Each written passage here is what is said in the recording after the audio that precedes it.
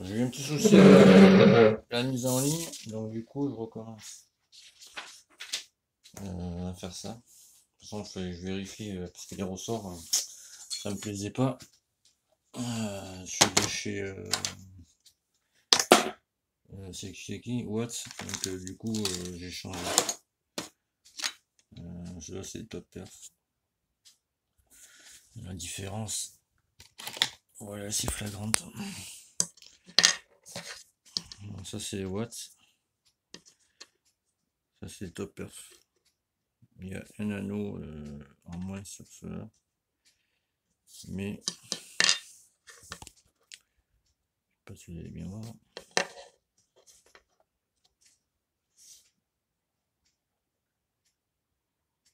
Les anneaux sont plus gros quoi.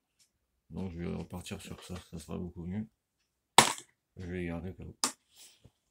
Donc voilà où j'en suis, n'est-ce pas? Donc là je vais caler le moteur avec ses charmants pignons. Remonter tout l'embrayage.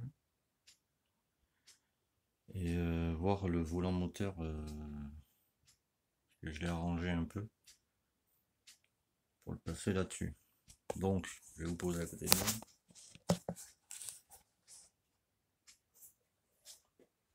Alors ça c'est juste pour que vous voyez, ça ne tourne pas, n'est-ce pas?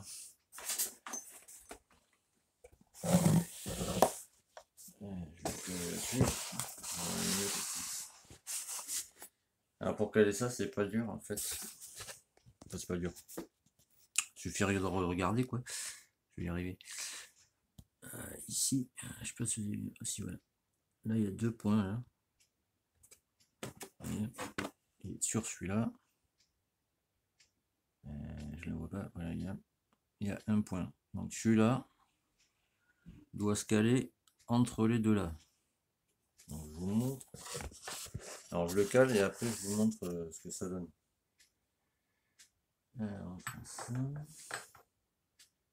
Alors, vous pouvez pas vous tromper de sens, hein. Si vous savez pas dans quel sens, le sens c'est là où il y a le point quoi. C'est logique. Alors tu mets ça dans la clavette. Si ça pas perf, ça en peine.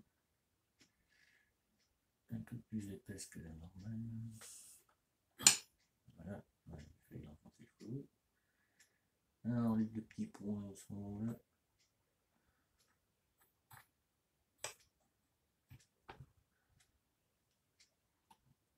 Je fixe ça bien au fond, il faut que ça arrive bien au fond. Voilà. Donc comme tu peux le voir,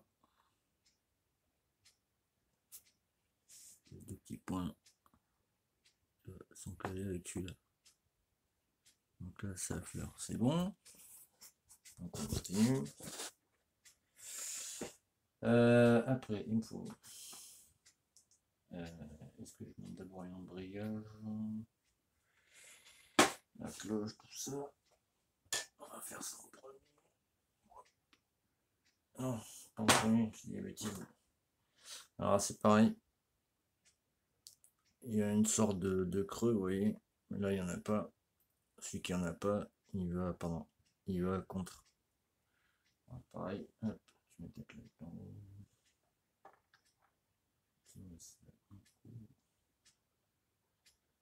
Je vais pas être en face. Alors les clavettes topper, je l'ai déjà dit, mais elles sont à peine un peu plus épaisses. C'est pour ça que je les prends. Du coup, tu batailles un peu à les mettre. Mais comme ça a bloqué. Je suis pas en place. Alors attends, je mets ma tête dedans.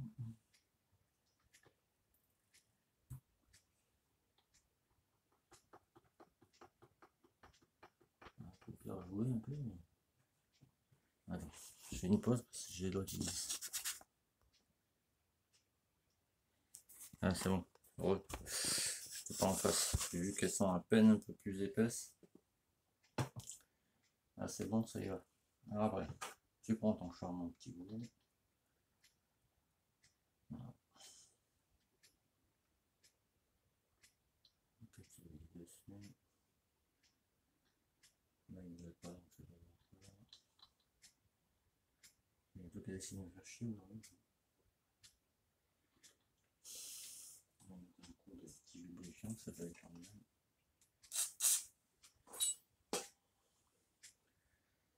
Ça va pas lui faire de mal.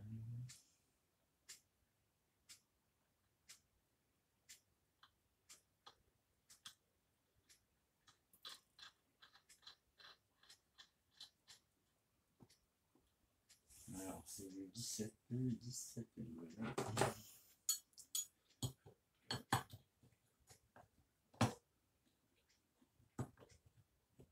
Alors tu vérifies que ça te le en face.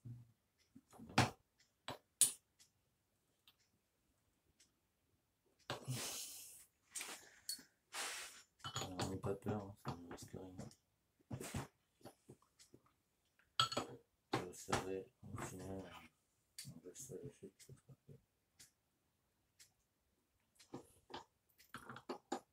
Alors ça ne risque rien. J'ai fait je ne sais combien de fois.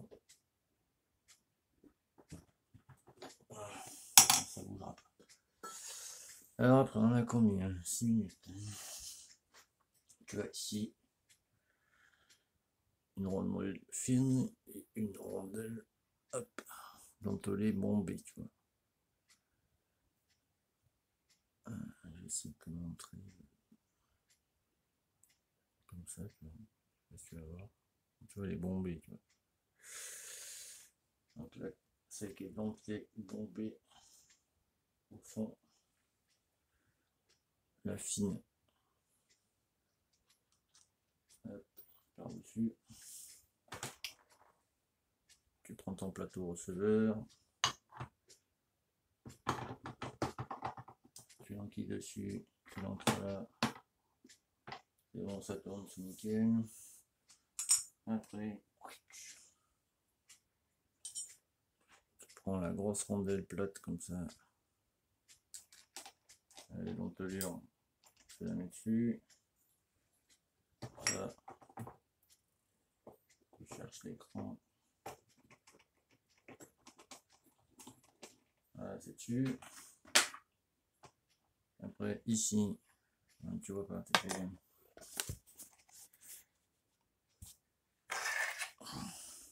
Ici, tu as une sorte d'ancrage. Là, tu as ta rondelle frein avec un ergot.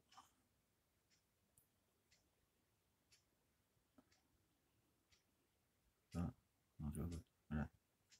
Cet ergot-là, il va là-dedans. Alors, il faut batailler un peu des fois, hein, mais normalement, la rondelle, des fois, est un peu, comment dire, récalcitrante. Mais en bataillant un peu, voilà, ça y va. Après, tu prends ton petit rouleau, ton petit boulon. Tu m'excuses, je suis gaucher. Alors, tu lui c'est la main, le bord. Voilà.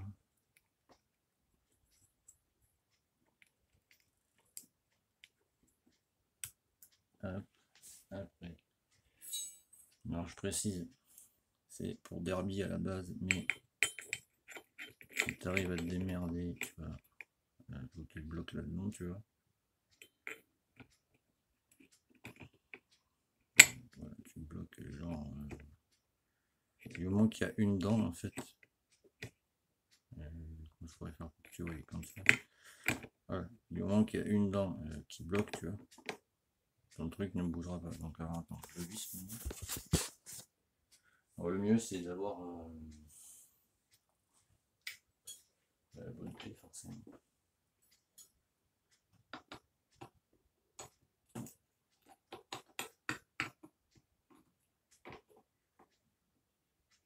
Alors ça, il n'y a pas besoin par contre de le serrer. Bon, il faut le serrer, hein, mais pas la peine d'y aller comme un mulet, j'ai envie de dire. Tu le laisses comme ça. tu vas tranquille.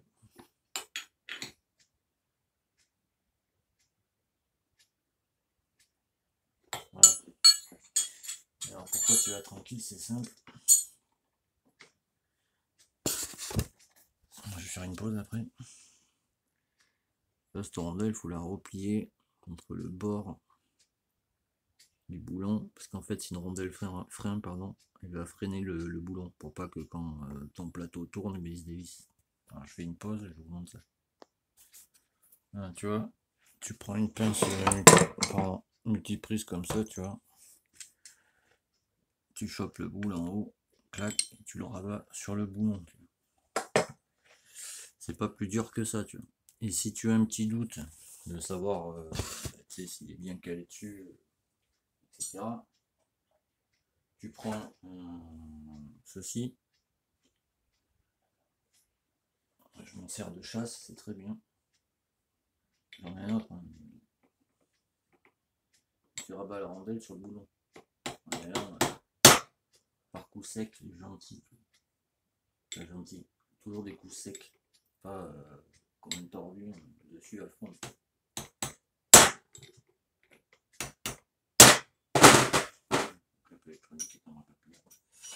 Voilà. Sinon, il y a un autre truc, si t'as pas de trucs comme ça ou de chasse exprès.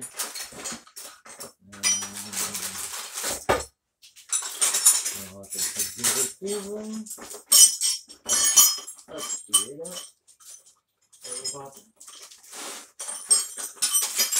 Regardez. Ah. Tu prends ceci, tu vois. On s'en sert pour marquer les numéros. Enfin, là, il n'y en a pas, tu vois, s'il n'a pas été fait, tu vois.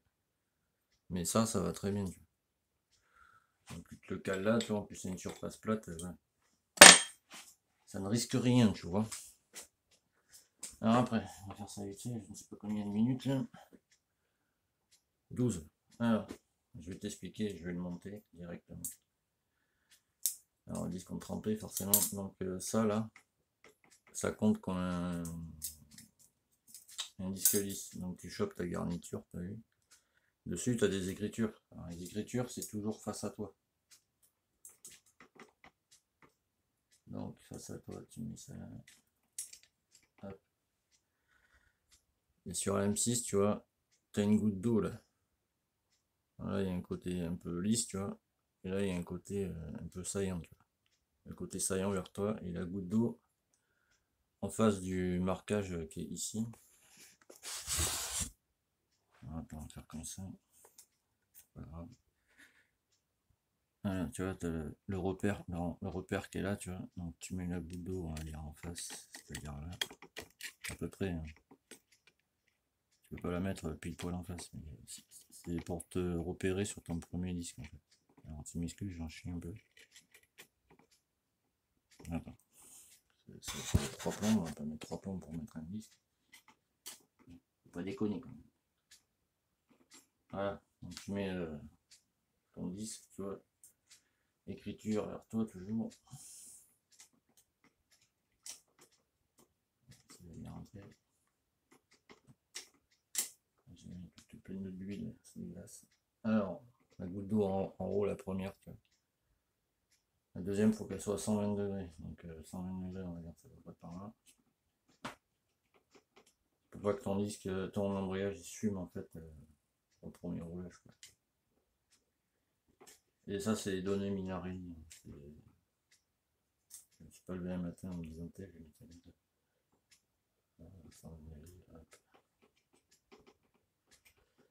les pépères, tu vas rentrer, oui. Donc, qu'est-ce qui couille voilà. Et tu finis par une garniture écrite en morceaux. Hop, là c'est bon. Disque monté. Après, tu prends ton plateau presseur. Là, il y a une flèche. Alors la flèche, il faut qu'elle soit en face du repère, tu vois. Pour que ça plaque. Pour que ton plateau plaque tes disques, tu vois. Je te montre. On va faire comme ça. Forcément, on va faire qu'il vienne avec. Et oui, ça colle, c'est plein de bulles. Hein, tu vois le repère là. flèche en face. Si tu le mets pas en face, ça donne ça. Bon, tu le mets comme ça, tu vois. Tu es d'accord que ça ne plaque pas, tu vois. Donc, sur AM6, je parle. Donc ça, la flèche en face du repère. Hop, tu vois, ça plaque. Alors après, pour mettre les ressorts avec les charmantes vis. C'est comme ça.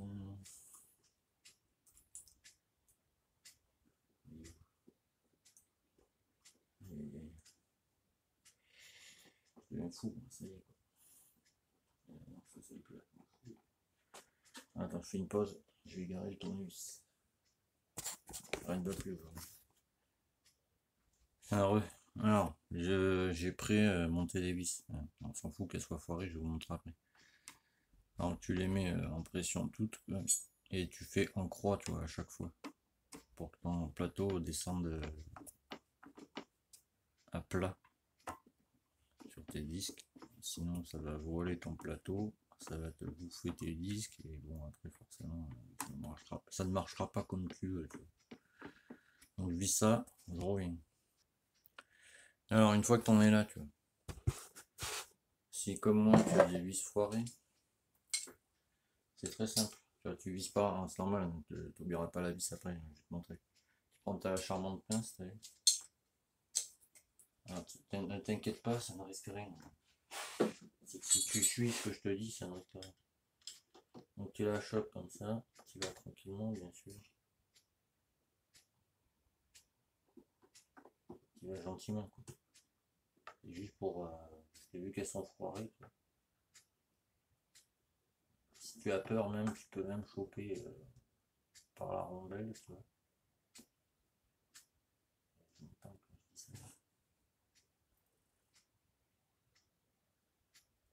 Et tu mets un quart de plus, tu n'y vas pas comme un charron, parce que derrière tu as les colonnes en alu qui sont super fragiles. Et si tu pètes la colonne, il faut te changer tout le plateau.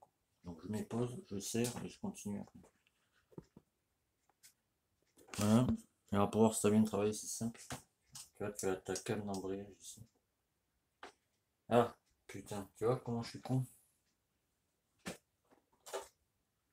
J'ai oublié de mettre la tige poussoir derrière, tu vois. Ça c'est faute d'inattention. Je reviens. Putain. Ah, ça c'est simple. Alors pour vérifier, tu n'aimes pas la technique de la pince, c'est simple. Tu prends un torchon, ton tournevis, tu as vu, c'est pour avoir une meilleure prise. Bon, c'est pareil, hein, tu n'y vas pas comme un tordu. Je te rappelle que tu as des colonnes en a eu derrière. Appuie. Un quart, ça suffit.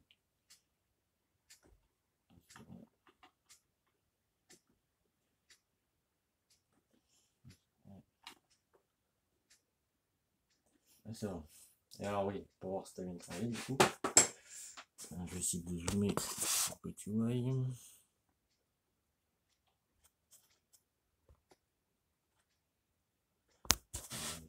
Zoomer c'est trop là. Je vais appuyer sur la canne là. J'espère que tu vas y voir.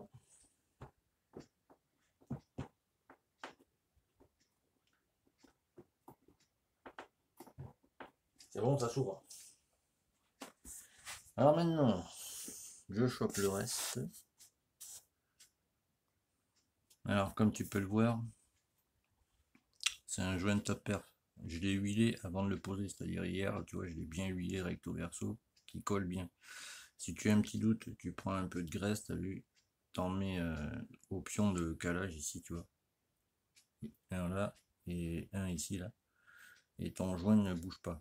Alors je mets le couvercle, jour ça commence à avoir de la gueule, hein, j'ai envie de dire. Alors une fois que tu mets tes vis, moi je fais comme ça, hein, chacun fait comme il veut, mais moi je préfère faire comme ça. Tu vois, je mets celle-là à fond. Je la serre pas, mais je la mets en butée, tu vois. Après je mets celle-ci là-bas. Après je mets celle-là là. Après je mets celle-là ici. Après je reviens là. Et je remets celle-là ici. Et là en dernier, celle qui est en dessous, tu vois. Et pour serrer, moi, je fais pareil. Je serre là, tu vois. Après je viens là.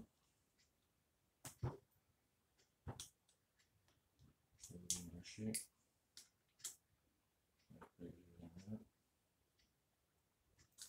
Il faut que j'essaie de ici.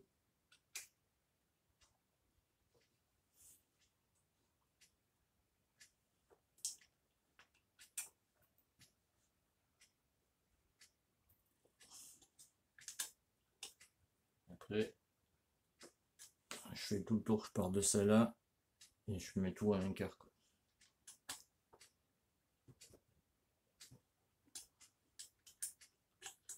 Ça c'est sûr que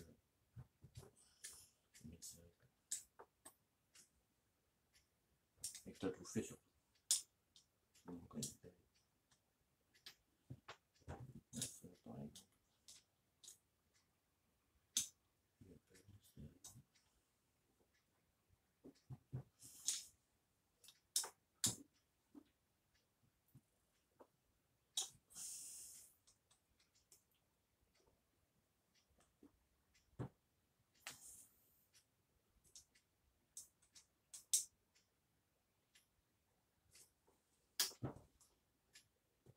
Voilà.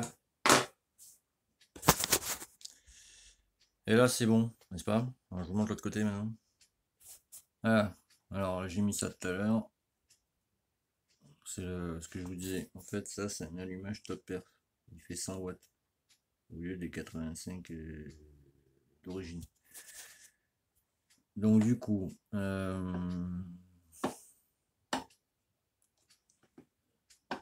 ah putain, attendez, j'ai oublié un truc. On va y arriver, hein. J'ai quelqu'un qui est venu frapper. Du coup, ouais, voilà, c'est ça que je disais. Donc c'est un allumage top perf. Donc, alors il y en a certains qui vont dire non, ça se cale pas, machin. Mais en fait, si. Je vous explique. Ça c'est le contacteur, n'est-ce pas? Il est où là-dessus? Quand le contacteur passe devant ça, bon, mais on va dire que c'est un peu grâce à ça que vous gérez votre avance, etc. Et là-dessus, Minarelli préconise 1,4 mm avant le point mort haut du piston. Mais bon, la pige de calage, je l'ai prêté à quelqu'un. Donc, bon, mais voilà. Donc j'attends toujours. Alors, deux solutions là-dessus. C'est un 6 pôles, d'accord. Lui, c'est pour un allumage 12 pôles. Donc, je l'avais dit à papy, il me semble. Si une fois que tu as trouvé le point que tu veux, tu vois, bah, tu te découpes la longueur, tu le limes, etc. Tu vois, pour que ce soit propre. Ou alors tu mets une clavette. Elle est où? Elle est là. Tu te mets une clavette décalée, tu vois. Ça marche aussi.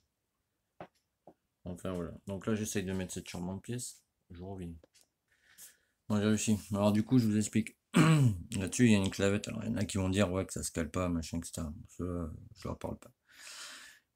Sur ton allumage, tu as un contacteur, tu vois, sur les bobines. Donc là, tu as le contacteur, tu vois. Et là-dessus, en fait, tu as un petit épaulement, qui est large comme ça en général, qui est soudé à la cloche. Il faut qu'il soit juste avant le contacteur. Mais tout ça, il faut le faire point mort haut. C'est 1,4 mm avant le point mort haut. Donc tu vois, je suis juste avant le point mort haut. Tu le vois à la bielle. Ceux qui me critiquent, calculez par vous-même, vous verrez bien. Bon, enfin bref, donc du coup en mettant ta clavette en bas, tu vois, tu as le renfoncement qui est par là, quoi. Et le contacteur il est là, quoi. Donc à vue de nez, j'en suis pas loin, quoi. Moi je ferai un test, je vous dirai ça, quoi. Donc là, je vais visser ce charmant boulon, je vais voir s'il n'y a pas de, en tournant, s'il n'y a pas de bruit suspect, etc. Et je ferai le reste plus tard, quoi. Je visse, je vous montre. Bon, voilà, maintenant on va tester, voir si ça marche, parce que forcément c'est pour un allumage, lui c'est une cloche d'allumage 12 bobines, et moi c'est un 6 bobines. Donc là ce que je vais faire, bon, je vais monter tout ce qui est au moteur, etc. Et sans la démarrer bien sûr, je vais juste faire actionner le démarreur pour voir si Si déjà lui il tourne, parce que vous voyez déjà il passe limite. Et voilà. Bon, mais sur ce, je vous tiens au courant. Et tchuss les gars.